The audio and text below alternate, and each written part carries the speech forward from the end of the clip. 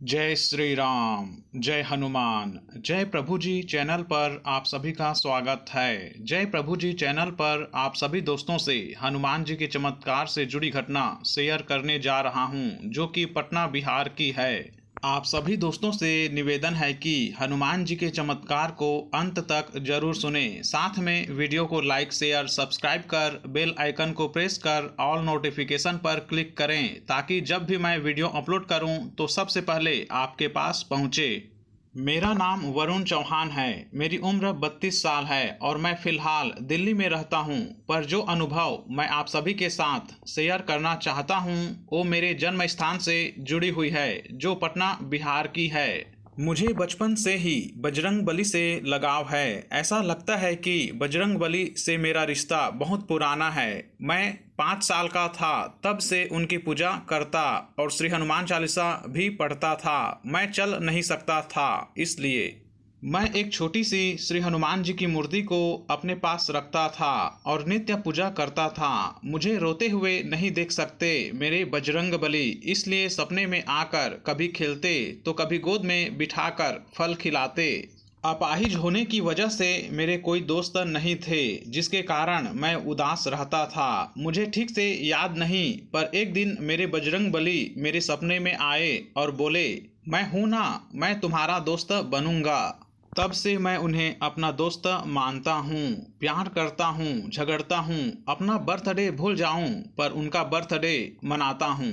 ये बात 2003 की है, जब मैं 16 साल का था। तब बोर्ड के एग्ज़ाम की तैयारी कर रहा था। दिन रात बस पढ़ाई करता था, न खाने पीने का होश रहता, बस तैयारी में लगा रहता।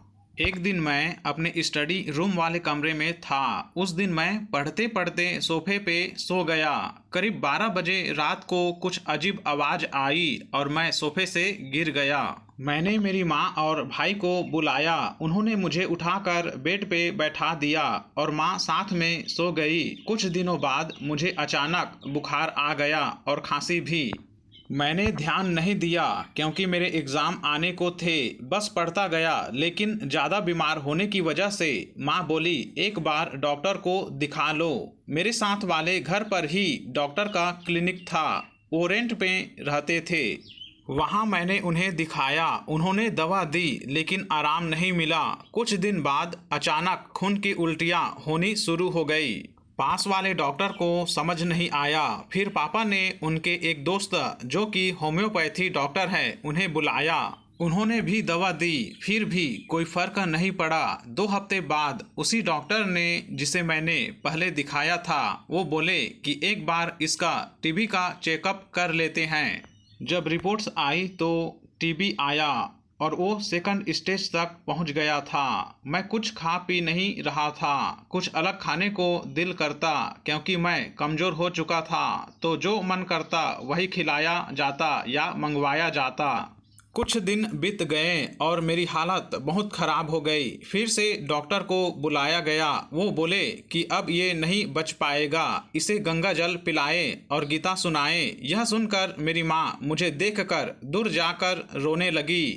मैंने माँ से कहा, रोइए मत, मुझे कुछ नहीं होगा। फिर मेरी आंखों के सामने अंधेरा हो गया और मैंने देखा कि एक आदमी काले भैंस पे बैठा है और एक हाथ में गदा और दूसरे हाथ में काली मोटी रस्सी जैसा कुछ था। उसी समय मैंने मेरे बजरंग बली को याद किया और उनसे कहा कि जो आदमी भैंस पे है, मैं उनके साथ नहीं जाऊंगा। मुझे अपने जीवन में बहुत कुछ करना है। मेरे पापा गए डॉक्टर के पास और उसी वक्त डॉक्टर को लेने हमारे पड़ोसी भी आए, जिन्हें मैं चाचा भी कहता था। उनकी माँ उसी वक्त अचानक सीरियस हो गई, जो पहले ठीक थी। पापा ने कहा कि पहले उनको देख लीजिए। डॉक्टर उनके पास गए और कुछ देर बाद मेरे पास आए और बोले कि उनकी माँ अब नहीं रही और मैं तब तक थोड़ा नॉर्मल हो गया था और डॉक्टर दवाई देकर चले गए। मुझ में इतनी शक्ति नहीं बची थी कि मैं श्री हनुमान चालीसा पढ़ सकूं। बस मन में श्री हनुमान जी को याद करता रहता और एक विश्वास था कि बजरंग बली मेरे साथ है। लेकिन मैं एक मंत्र का जाप करता था जो कि है मनोजवम मारुतुल्य वेगम जितेंद्रियम बुद्धिमताम वरिष्ठम वातात्मजम वानर युद्ध मुख्यम श्री रामदूतम शरणम प्रपद्ये।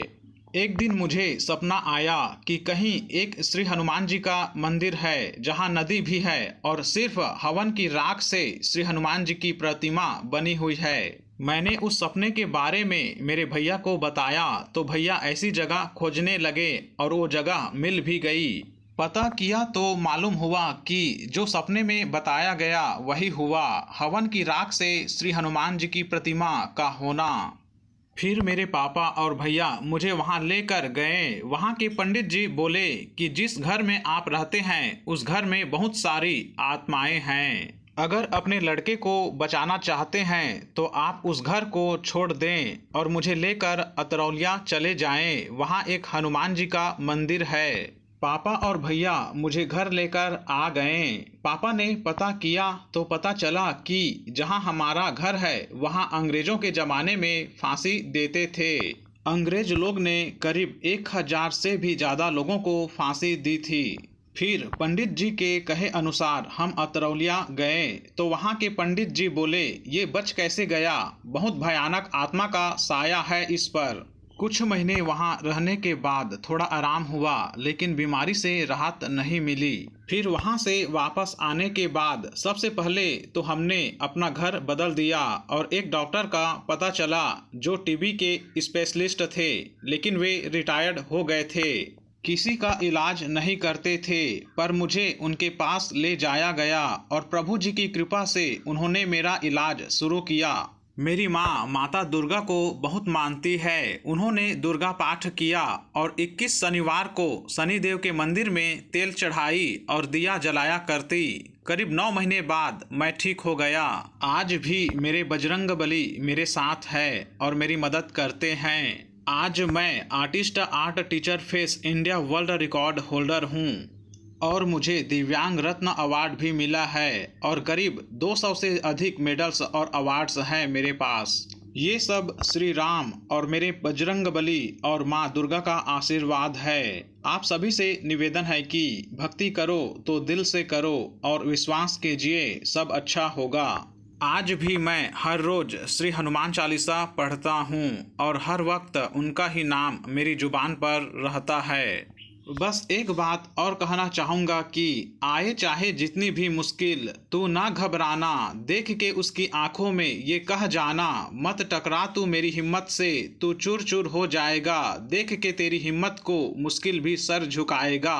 अंत में मैं इतना कहूँगा कि इस कलयुग में प्रभु भक्ति जरूरी है। वीडियो को ध्यान से सुनने के लिए आप सभी दोस्तों का बहुत बहुत धन्यवाद। आप सभी दोस्तों पर मेरे प्रभु हनुमान जी की कृपा हमेशा बनी रहे। आप सभी दोस्तों को जय श्री राम, जय हनुमान।